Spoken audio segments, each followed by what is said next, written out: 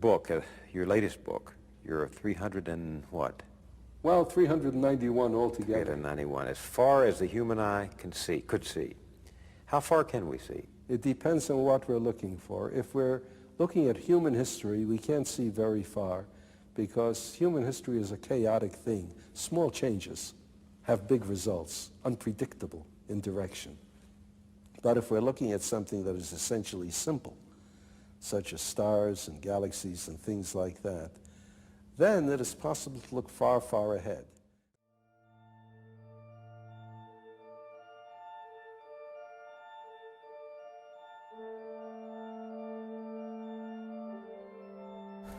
Meu primeiro contato com a obra de Isaac Asimov foi com o livro Eu, Robô.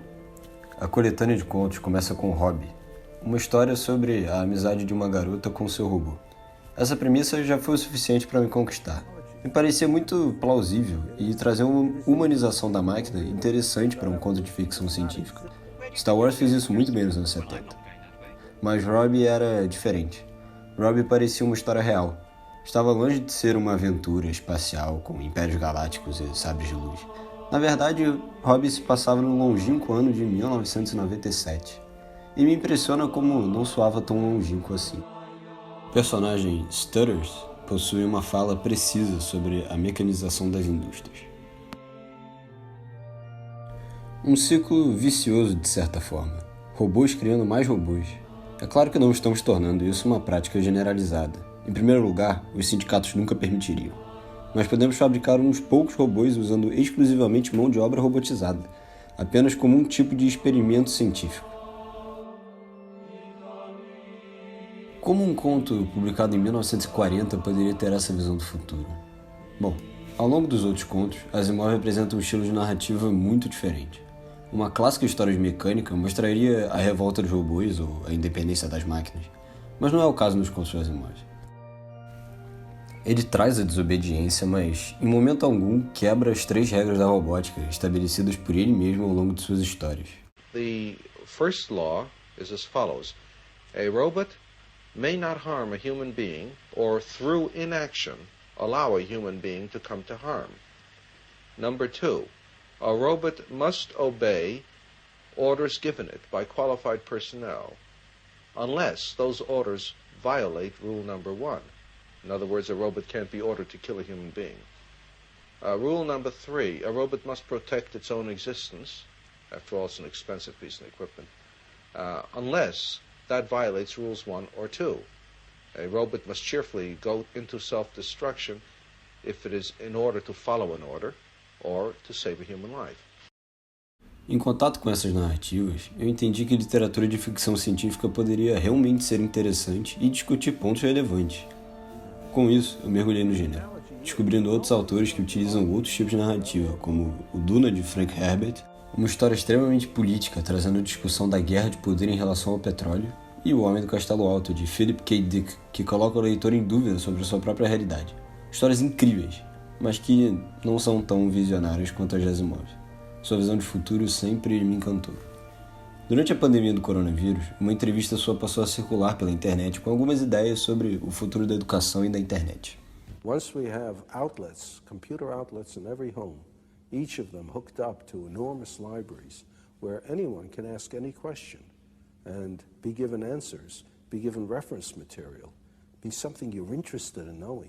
From an early age, however silly it might seem to someone else, that's what you're interested in. And you ask, and you can find out, and you can follow it up.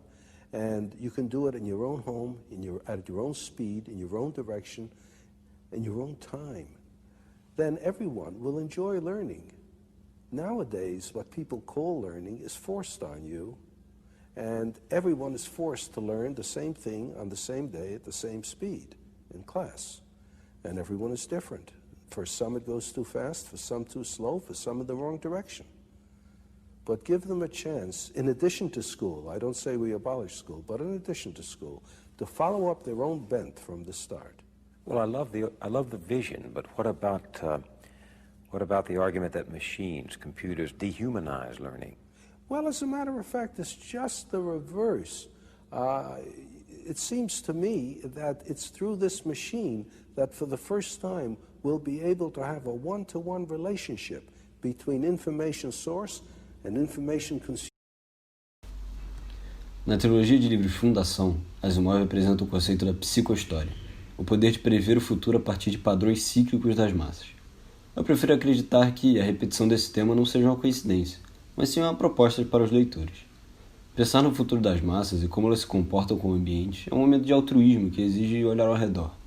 A relação homem-terra tem sido tratada tão miseravelmente que a ciência passou a ser posta em dúvida constantemente, a ponto de que é preciso explicar que a Terra não é plana, como se achava no século XIII.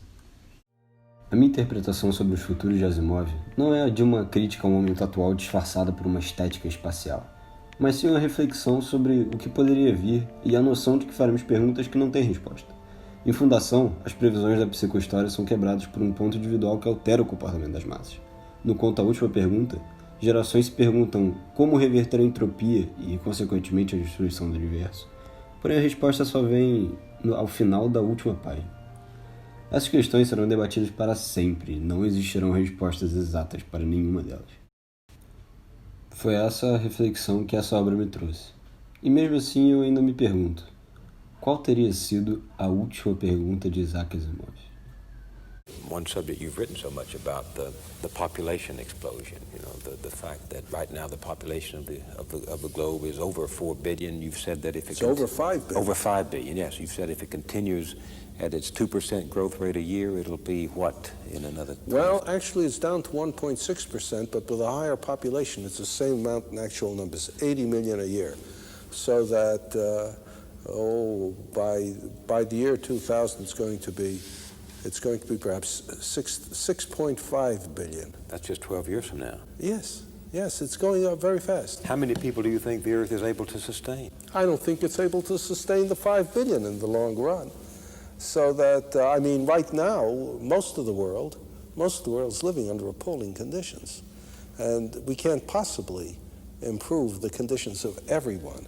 We can't raise the entire world to the average standard of living in the United States because I don't think we have the resources and the ability to distribute well enough for that.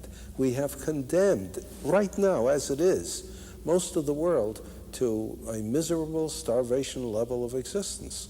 And it'll just get worse as the population continues to go up.